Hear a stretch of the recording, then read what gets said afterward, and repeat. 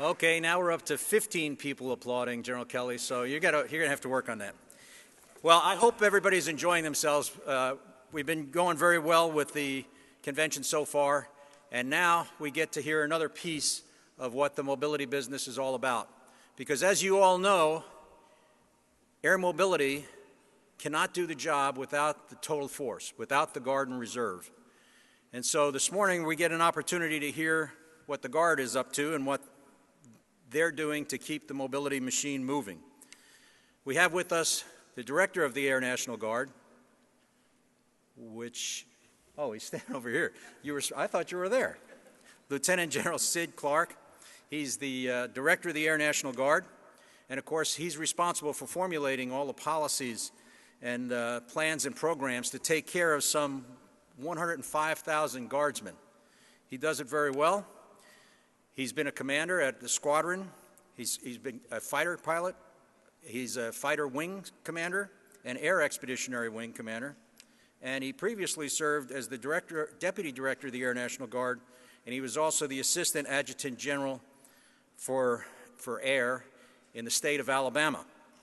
Now, I'm told he was a University of Georgia guy, so working in Alabama might have been a little bit tough for you. But Sid, we welcome you, and thanks for joining us. Ladies and gentlemen, please welcome Lieutenant General Clarke.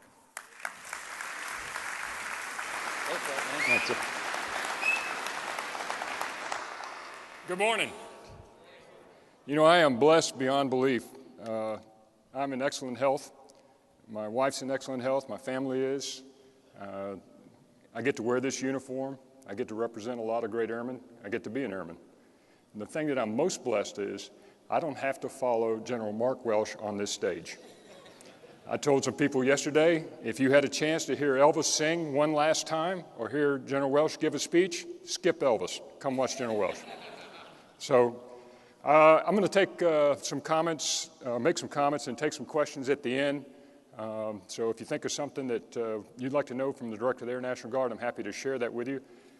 There's a lot going on, and I'm hoping to cover just a little bit of what we do in the Air National Guard as a part of what we do for the Air Force and for the nation.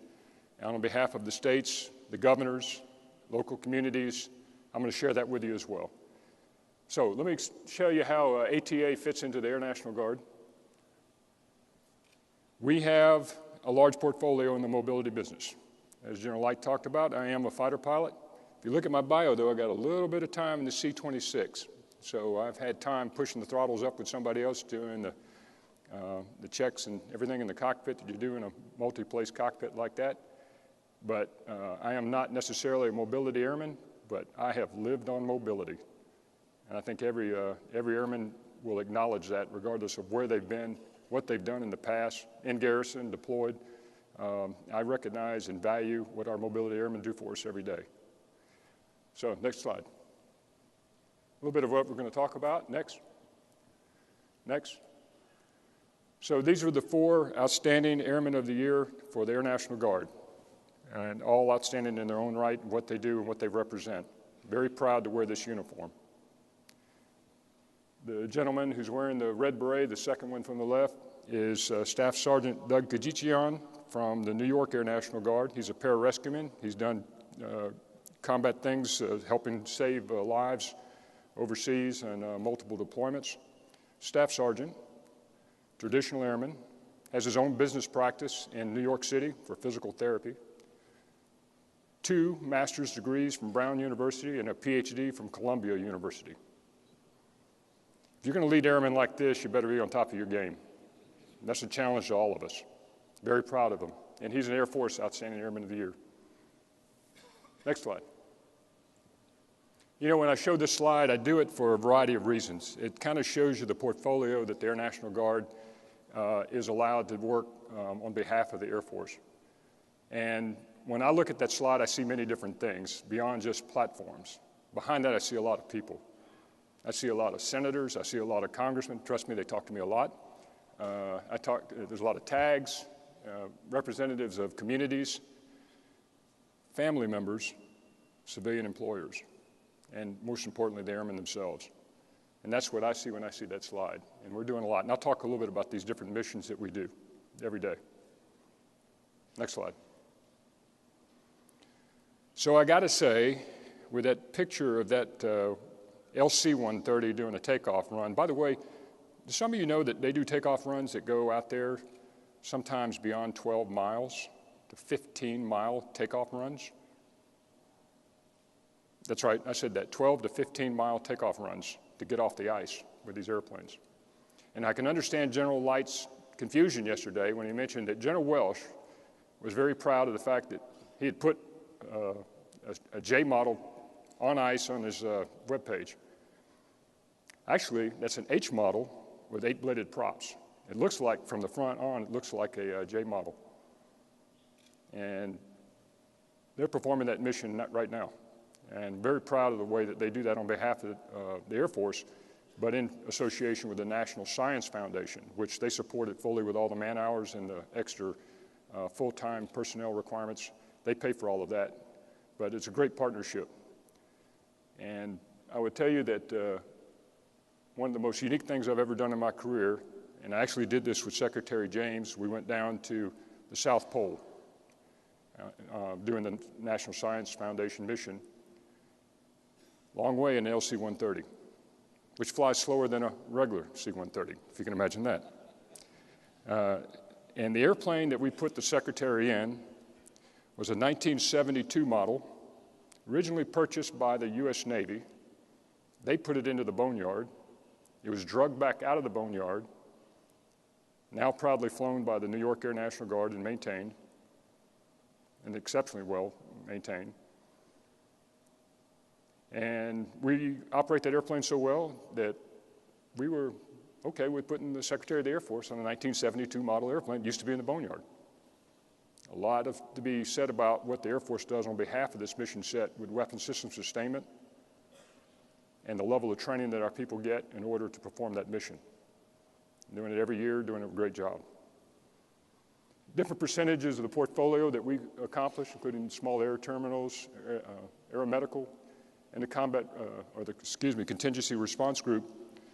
When the Ebola crisis kicked off, Transcom tasked us, and the Kentucky Air National Guard was one of the first ones in theater over there to set up the contingency response group. Exactly what they were trained to do, very accessible, stood it up very quickly. We're proud of being able to do that mission on behalf of the nation and the Air Force. Next slide. We're also unique in the fact that we're scattered across the country the way we are. 50 states, 3 territories, District of Columbia. Now, there are airmen that are up in the New England area that are part of the regular Air Force at Hanscom. But by and large, if you see an airman, it's likely they're a member of the Air Force Reserve or the Air National Guard in all of New England. And we inhabit a lot of locations up there. We're very proud of that. We're the Air Force's representatives in that particular part of the country. Indeed, in many parts of the country, on that map, you'll find just Air National Guard members. But that's a part of our strength. It's our connection to communities and things that we do on behalf of the state. And it wouldn't be that if you're just there, it makes a difference. It's the fact that you're there and you do a great job. That's what's important. And we have our associations out there very proud of our total force integration efforts that the Air Force supports us with. Next slide.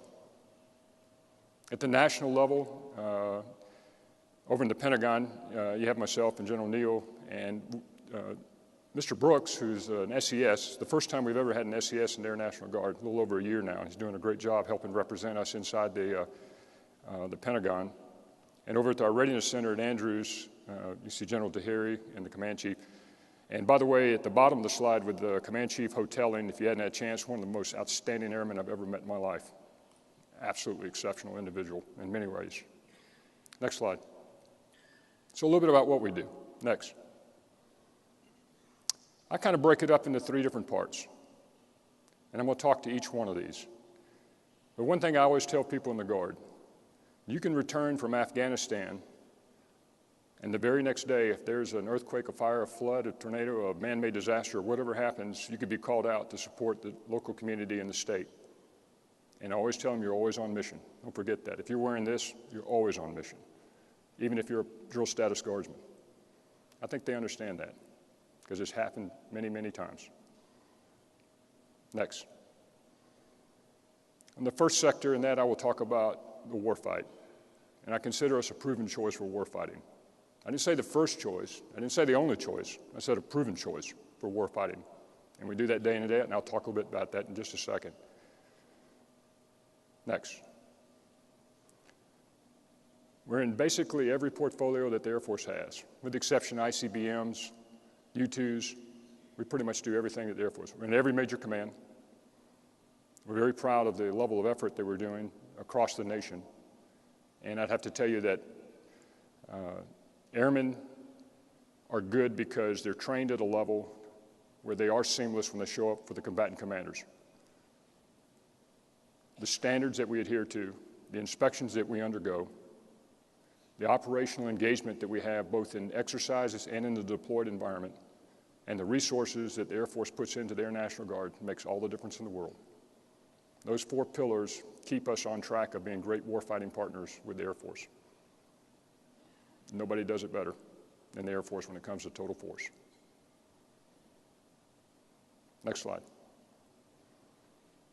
I do consider us first choice in homeland operation, largely because of how we're structured with our Title 32 airmen, how we work for governors and adjutant generals, how we're quick to get to the first responders and assist them in time of need, our relationships we build with the first responders, and how we have some of the equipment that both helps with the warfight mission, but also with the homeland mission.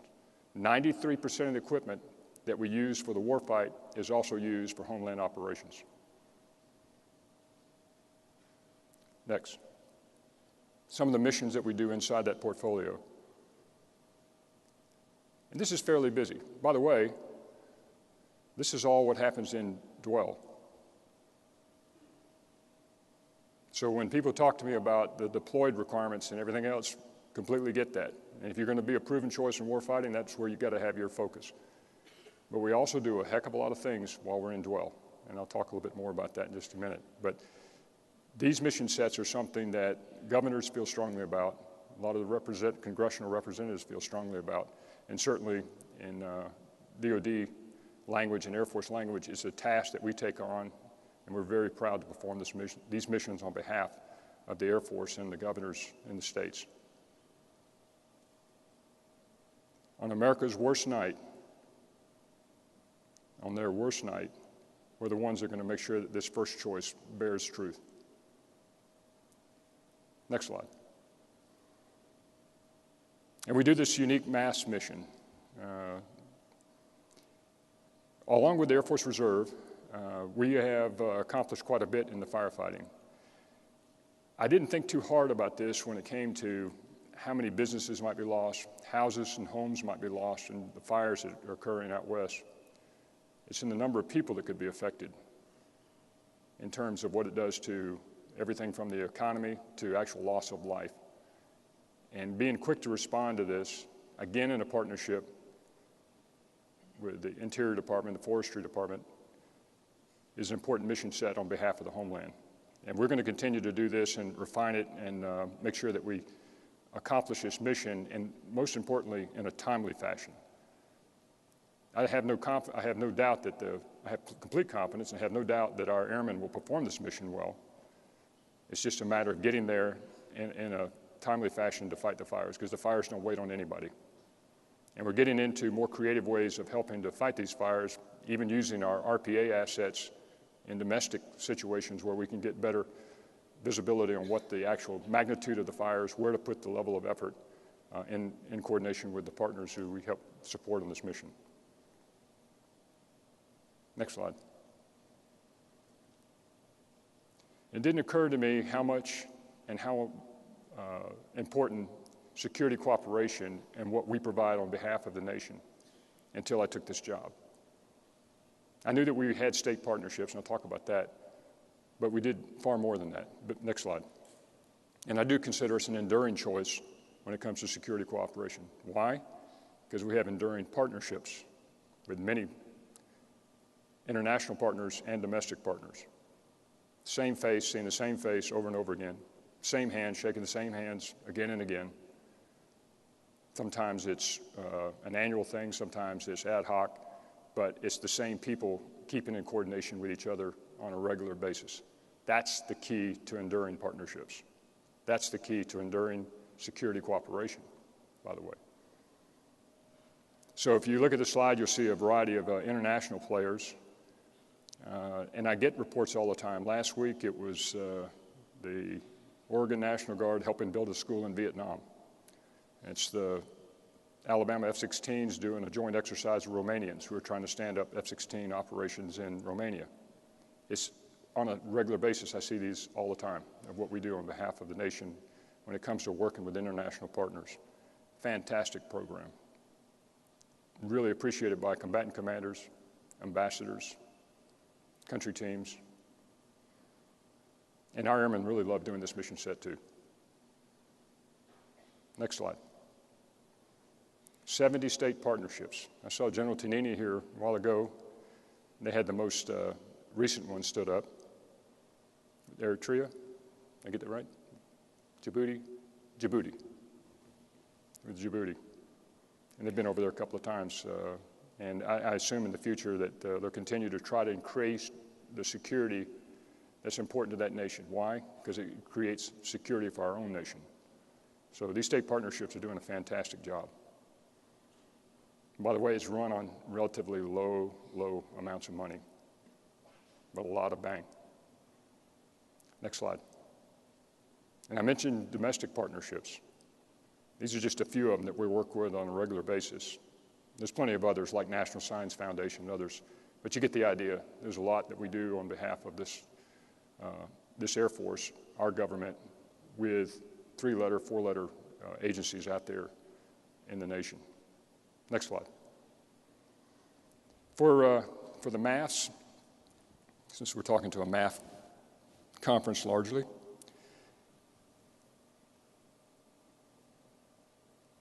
let's see, we did about 1,500 missions called Airlift, which just using our training hours, moving things around on behalf of the nation. And we accomplish about 40 missions a month for airborne drops, airdrop training using C-130s, C-17s. We also do a lot of exercises, about 95 this year, moving over 2,000 passengers. We perform alert lines, about 8 of those consistently, including the PSYOP and Noble Eagle. 8 jets, 16 crews. We have the PACOM commitment, 4 jets, 8 crews, and it's all supported on a volunteer basis, by the way. We just rotate that requirement around all of our wings.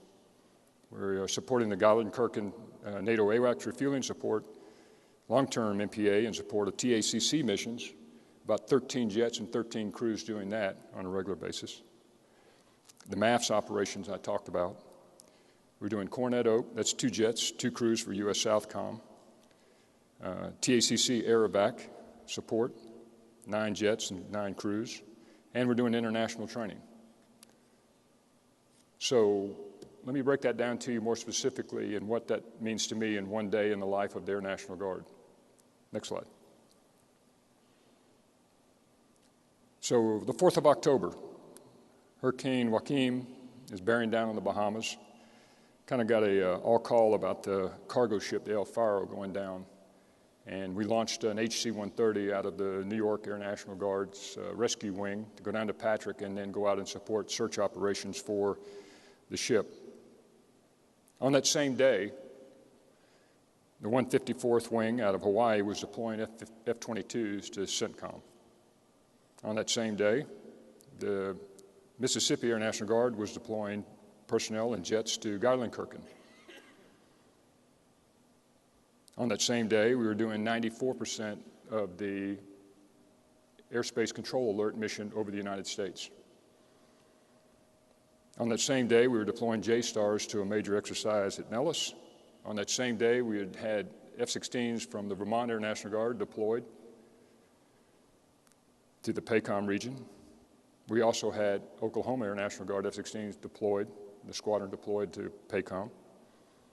We had 62 members of the Guard starting to get mobilized for Hurricane Joaquin response back home on in South Carolina and North Carolina. We had the C-130s out of Reno deployed to Southwest Asia. This is all on the same day. Bear with me. We had the Georgia Air National Guard C-130s deployed to Southwest Asia, 350 airmen and 10 A-10s from the Michigan Air National Guard fighting ISIS out of location in CENTCOM. They flew, by the way, more than 1,600 sorties and over 11,000 combined combat hours, all deployed. 36 global airlift missions. Our RPAs were flying roughly 14 RPA orbits. That's 560 Guard airmen supporting that. 438 more airmen are doing the DCGS mission, which is the back-end support for U-2s, Global Hawks, MQ-1s, MQ-9s. And on the 4th of October, 390 airmen supporting SpaceCom, and then I could talk about our cyber warriors and a lot more, civil engineers, it goes on and on and on. One day, what we do. I mentioned this to the senators in testimony. The heartbeat of the operational reserve beats loudly in the chest of the Air National Guard. We're very proud of that fact, that we are the Guard we are today. The Guard I joined, that was not that way at all. But today we're engaged. The question is, as we go forward, is what does that operation tempo look like? For the smaller Air Force, with a threat that doesn't seem to want to go away, and is it a threat that's a 10-year problem or a 20-year problem or a 100-year problem? It's going to be interesting to see how this plays out and the level of support that we can bear as a part of the operational reserve. And I work with General Welsh and his staff and everyone to kind of balance that as much as we can. But we know we're heavily committed. And we also provide that strategic depth in case there's something that blossoms even bigger than what we know today. Okay. So going forward, next slide. Some challenges. Now last year at ATA, I talked about my 1961 Corvette, and I talked about 1961 model tankers. And General Welsh did a great job of talking about Curtis LeMay and his picture with the B-52s and the 135s, and what that means today for airmen that are still accomplished that mission. And last year I mentioned that, you know, my 61 Corvette, it goes like the wind. It turns on a dime. It turns heads. I don't trust it beyond 10 miles. But we expect our airmen to fly the 1961 model tanker and older. By the way, there's a 57 model tanker that's still in the Kansas Air National Guard. That's older than me. That's getting old. I don't know, I told the Logistics Officer Association last week in Washington that I think one of the keys to this is the pride that people have in maintaining what they're assigned. And we have some legacy people maintaining and operating these legacy platforms. I also want to give a heck of a lot of credit to the United States Air Force. The level of weapon system sustainment we put into these aircraft is unmatched anywhere on the globe. It means a lot to how we accomplish this mission. Because if we want to trust these things beyond 10 miles, and we're going to fly them across thousands of miles of ocean at night into combat arenas, and they have to perform. General Welsh laid that out very well. You all know you have to do this mission if we're going to do anything with regard to the military might of this nation. We've got to count on these old tankers. Now, we'd like to move forward and get something to replace them, obviously. But until that time, we know that this is going to happen. Now, the question is how do we do this? Beyond just having pride in weapon system sustainment, how have we done this with these airplanes? I'll tell you that Corvette has a brand new Chevy Crate 350 engine in it. It doesn't have the original 238 engine in it. It has disc brakes, and it has a couple of things. It's got some old guy hanging over the top of it, tuning it as if he knows what he's doing. But yeah, it has been remanufactured, if you will. Next slide. And the KC-135 is interesting to me. The fact that we took this airplane and we modified it multiple times, how many more times can you modify it? Build. Next. With regard to the 135s in the study, that's what the Air Force Scientific Advisory Board said. And I'm sure these people are a lot smarter than I am. They probably can't maintain a Corvette, but they can maintain other things. If we do it indefinitely, I don't know what that means to us, because we're going into uncharted waters with these airplanes. I recognize that. Next slide. How did we do that? I know a lot of you lived this. But when we go back through time and we look at what's happened with this fleet to get it where it is today, I see that, and I see a lot of man hours. I see a lot of engineering. I see a lot of work with industry partners. I see a lot of dollars to get these things where they are today. Question is, how many more things can we do these airplanes? Well, you got to, if the frame of the airplane is okay, everything else will work. But you got to make sure that the frame of the airplane's good. This applies to multiple other platforms, obviously, that the Air Force has. We own a lot of the legacy airplanes. We keep an eye on this pretty close. Next. So like our 130s, we know we have to do the compliance items, the mandatory things first. So with support of the Air Force, we're getting to a point where we're going to obviously get the airspace compliance things like ADS-B done and the precision navigation piece. We got to have that too, so we can fly in airspace where we want to at any time without any ruffling any feathers with the FAA. But beyond that, for the combat purposes, we are working on things like the Block 30 LARCOM on the C-130s, make a better system, more reliable, particularly as we press in doing that last tactical mile of airplanes into combat theaters. And the propulsion upgrades. I mentioned the 8-bladed prop that was talked about earlier on the C-130s. That makes a big difference, and new engines as well to make these airplanes perform. And the idea is we're going to make these airplanes work on the ice, and then we maybe transpose some of that propulsion capabilities to other 130s in the fleet. Because range, altitude, efficiency, all of that is part of what happens when you have propulsion upgrades as well. Reliability, big deal. Next slide. So out at our test center, we had our WEPTAC conference last week, and had the opportunity to observe Arkansas H2 model C-130, and hanging out there on a hard point was a Lightning pod. Inside was a saddle radio for doing data link. What we're doing as airmen and innovating is we're taking capabilities that we had placed on things like A-10s and F-16s, and we're transposing those over to the mobility fleet.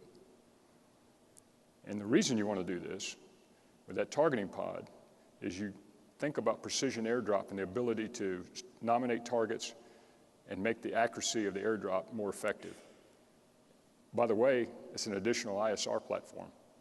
Now, we're not talking about doing that with the airplane right now, but it's obvious to airmen because we see things differently, right?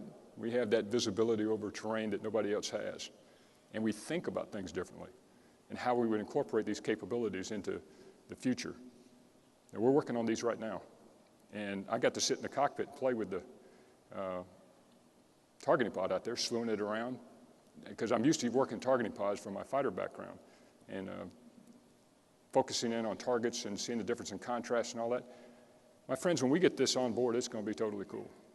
And if you think about this a step further, if you went to the opposite wing and hung a pod that can do synthetic aperture radar, you can see through the clouds and paint the targets the same way. All that capability is there. We can actually make that happen. Now, doing it on a lower cost solution way, that's what we try to do at our tactics center out in Tucson. We have the RTIC program, which to me is a fabulous way of increasing situational awareness well beyond the cockpit. You get to see everything that's going on in many ways with data that's fed into the cockpit that both our pilots and navigator can see on the H models. In the upper right, you're looking at a picture of a Nintendo controller. And this is how clever these people are. And so how do we slew this thing around in the meantime and designate targets and things like that? They did this. Now we're not going to put Nintendo controllers inside the cockpits, okay? That's not part of the plan. Obviously, we go to some type of stick grip you might find like in a J model with a trigger. between the pilot and the co-pilot where you can do things like that. But the idea is to take a capability that airmen are fond of and can operate and, more importantly, accomplish mission success better. That's what we're doing with these airplanes. And maybe it doesn't go unnoticed, but if you notice the 1970 model pencil sharpener next to the Nintendo controller, that's the kind of airplanes we're working with. Next slide. So the question often gets asked, how many C-130s we need?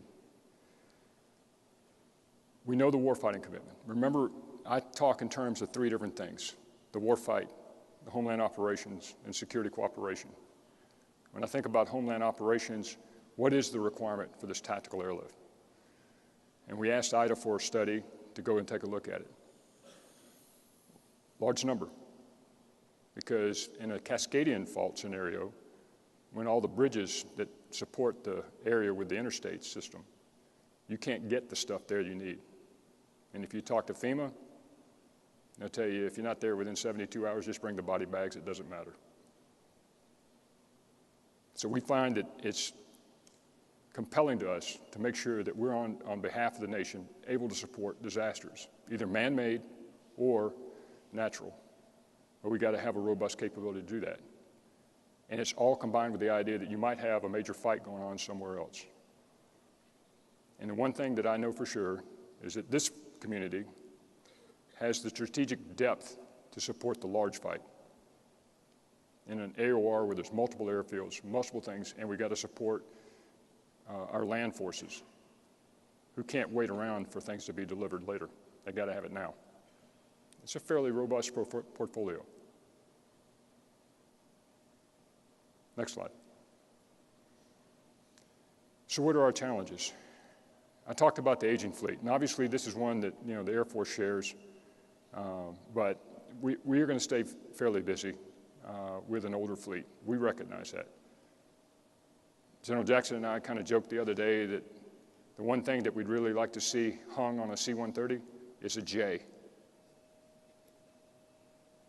If we start with recapitalization coming one way and the modernization coming from the other direction at the same time, somewhere we get to a place where we have responsibly recapitalized without wasting a whole lot of money on modernization efforts at the same time.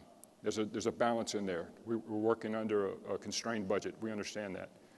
But we're trying to do that in partnership.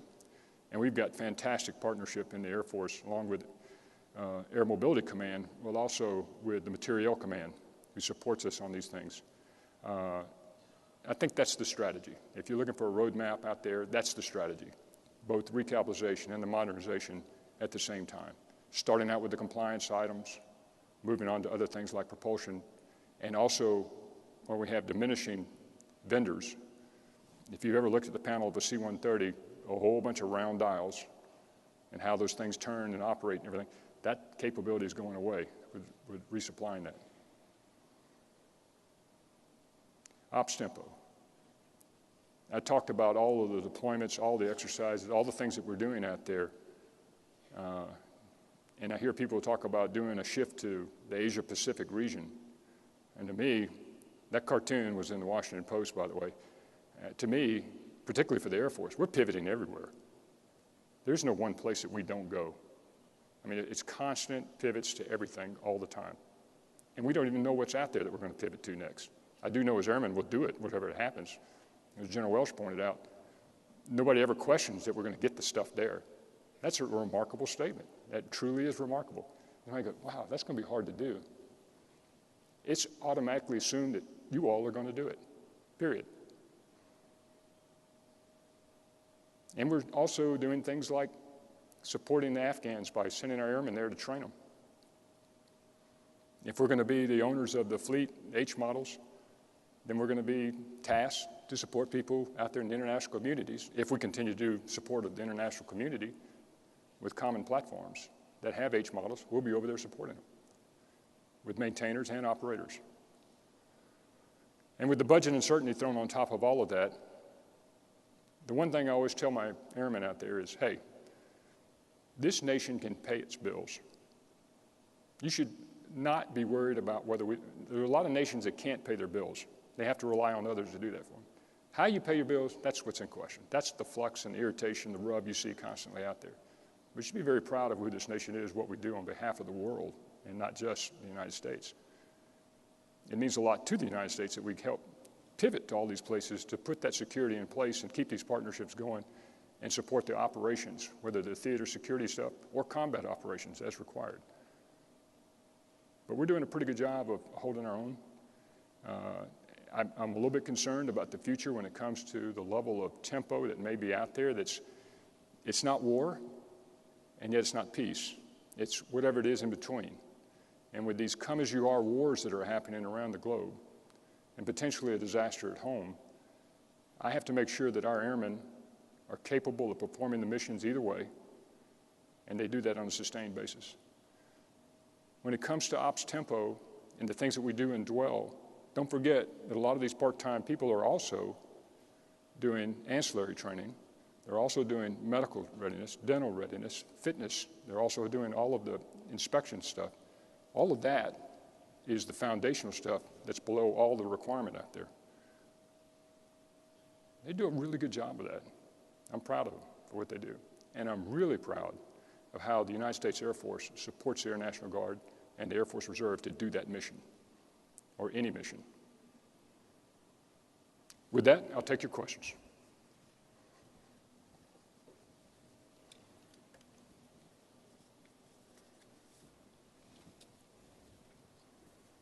Any questions, ladies and gentlemen? General Welsh got none yesterday.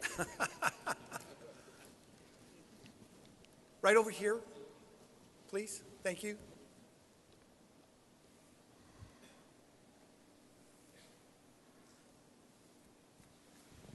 Hello, sir. Captain Stauffer, Charleston. With the budget constraints that we have now and we're seeing in the near future, as far as a cost savings perspective, there's some thoughts out there of shifting manning from an active heavy perspective to a guard and reserve heavy perspective. And we see a few things changing, like at Charleston, we just moved some C-17s to guard and reserve. So do you see any policy changes or money moving that would support that? And do you anticipate any major shifts in the near future towards that guard and heavy reserve, heavy manning? Did you reference the mix between the guard and reserve? Is that, I mean, the active duty? As far as total force goes, having more manning in guard and reserve than there are active. Yeah, so here's the thing I've told a lot of my fellow guardsmen, including adjutant generals, by the way. Be very careful about making the United States Air Force too small. That's a whip that'll come back and hit us pretty hard for a couple of reasons. One is there's probably quite a few guardsmen in here that were former regular Air Force members. Whenever they made that decision to separate from the regular Air Force and go into the Guard or the Reserve, that force structure that's inside the Air National Guard is fairly healthy right now. I mean, we got quite a few regular Air Force members who are now part of the Air National Guard. So all of that training and expertise, all those resources that went into that individual are still being used today. And that's a good thing. But if the Air Force shrinks down in its size too much, there won't be as many people separating. Therefore, we won't be able to populate the force of the Guard and Reserve. Now, we send people right off the streets to BMT and to officer training as well, but a large portion of the Air National Guard and the Air Force Reserve is from separating numbers. So that would be a smaller pool of people to pull from.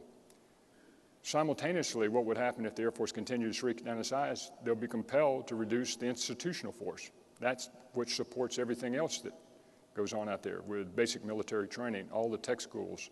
If that starts to shrink down, we won't be able to get people through the system. The pipe will be too small and we won't be able to populate our units with it. So our UTCs will start showing up in the sorts in a bad way. So it's a double whammy. We are working closely on the air staff to find out where's the opportunity to move things around that's appropriate and the balance between the both. And I think that we have discovered a few places, but largely I think we found a lot of places that are okay right now. It's about right. A lot of it has to do with rotational demand. A lot of it has to do with the big war And for us, obviously, we're focusing on domestic response at the same time. How much force structure do you need to do all of that? And where can you take some risks responsibly? We are running under reduced budgets, and maybe there's opportunity to shift some stuff around where we can save some money and relocate some of the manpower, some of the mission to do the things that need to be done. But I'm okay with rebalancing some of the force structure. Just make sure we do it in the right way and responsibly, and conscious of maybe if there's any risk with doing that, we do it as appropriate.